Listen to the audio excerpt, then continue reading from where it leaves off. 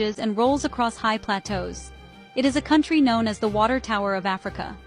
Yet for so long, its people lived with thirst and in darkness. The capital city, Addis Ababa, was growing fast. Its streets were filling with people searching for a better life. But the water pipes often ran dry. Families would wait for hours, hoping for a trickle. The promise of the city felt hollow when you could not get a clean drink. This was the great paradox of a nation rich in water, but poor in the means to capture it. The rivers flowed past, carrying their wealth to other lands, while Ethiopia's own development was held back. Beyond the city, the story was much the same, but with an added challenge: a lack of power. Night would fall, and with it, a deep darkness. Homes and villages had no electricity. Children could not study after sunset. Businesses could not run machines. Hospitals struggled to keep medicines cool. The country's immense potential for hydropower, locked within its powerful rivers, was untapped. The energy was there, rushing downstream, but it did nothing to light up the lives of millions. Ethiopia's leaders saw a clear solution. They looked to their rivers not just as bodies of water. The story of Ethiopia's great dams begins not with a roar of turbines, but with a quiet, desperate need for water in Addis Ababa. In the late 1960s, the city was expanding rapidly, and its old water systems could not keep up. The solution was the Legedadi Dam, a project designed to give the capital a secure water supply. Built by the Italian company Salini Impregilo, now Webuild, it was a major undertaking for its time. Completed in 1970, the dam created a large reservoir just east of the city. For the first time, millions of residents had the promise of clean water flowing directly into their homes. It was a monumental step forward, a modern solution to an age-old problem. Legedadi was an earth-filled dam, a huge mound of compacted soil and rocks stretching across the landscape. It stood 75 meters high, holding back the waters of the Legedadi River River. The reservoir it formed became a new, placid feature in the rolling hills, a calm blue expanse dedicated to serving the city. The project was a success. It transformed daily life in Addis Ababa.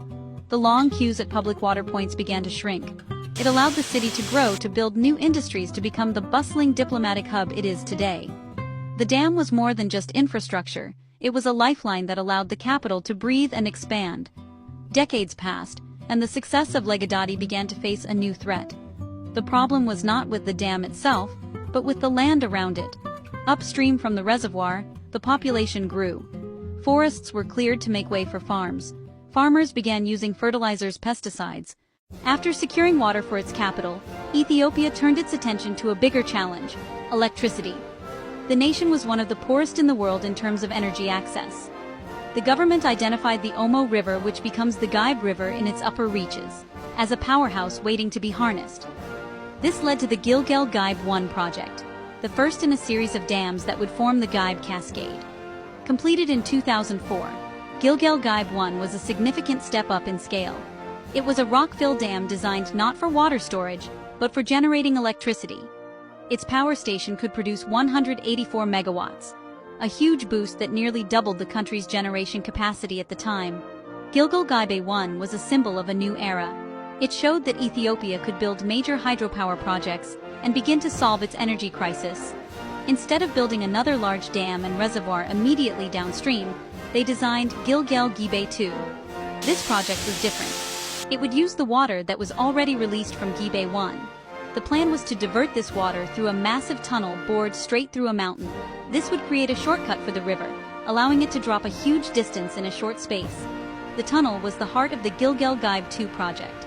By doing this, it could take advantage of a natural drop of 500 meters, creating immense water pressure to spin the turbines. Despite this, the project ultimately succeeded. If the first two Gibe dams were about clever engineering, Gilgal-Gibe 3 was about sheer brute force. It was a project of breathtaking scale. Standing 243 meters tall, it was one of the tallest dams in the world when it was completed in 2016. Its purpose was simple: to generate a colossal amount of electricity. With a capacity of 1,870 megawatts, Gibe 3 could produce more power than all of Ethiopia's other dams combined. For a country desperate for energy to power its economic growth, the dam was a dream come true. It promised to end power shortages, electrify millions of homes, and even earn money by exporting electricity to neighboring countries like Kenya. The impact on Ethiopia's power grid was immediate and transformative. the country suddenly had a surplus of electricity. The frequent blackouts that had plagued cities and industries became a thing of the past. The Omo River, which the dam now controlled, is the lifeblood for hundreds of thousands of indigenous people in the lower Omo Valley. For centuries, communities like the Mursi, Bodi, and Kara have depended on the river's natural annual flood to practice flood recession agriculture. The flood would deposit rich silt on the riverbanks, creating fertile land for growing crops. GERD 3 was designed to stop this natural flood, replacing it with a steady, regulated flow. GERD 3 became a powerful but painful example of how the pursuit of national development can leave the most vulnerable people behind. Following the immense power output of GERD 3, the plan for the Omo River cascade was not yet complete.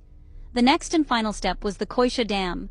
Positioned downstream from GERD 3, Koysha was designed to be another giant, with a planned height of 170 meters and a generation capacity of 2,160 megawatts. The ambition: squeeze every last drop from the Omo River. But momentum faltered. The primary obstacle: money. Megadams are incredibly expensive. Financing Koysha proved a major challenge. Koysha's troubled journey showed limits to megadam ambitions. Rising financial and political costs pushed Ethiopia to pivot to an even grander symbolic project on the Blue Nile. While the GERD cascade was transforming the south, an even more audacious project was taking shape in the west, on the Blue Nile. This was the Grand Ethiopian Renaissance Dam, or GERD.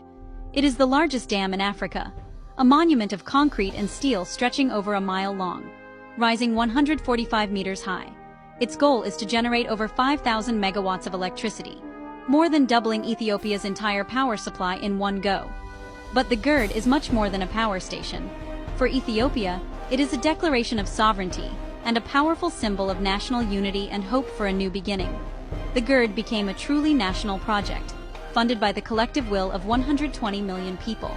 However, this national dream has become a source of regional tension. The Blue Nile provides the vast majority of the water flowing into Egypt, a desert nation that is completely dependent on the river. The GERD thus stands as a powerful lesson for the world. While dams can build a nation's future, they can also create deep divisions, turning a shared river into a source of conflict.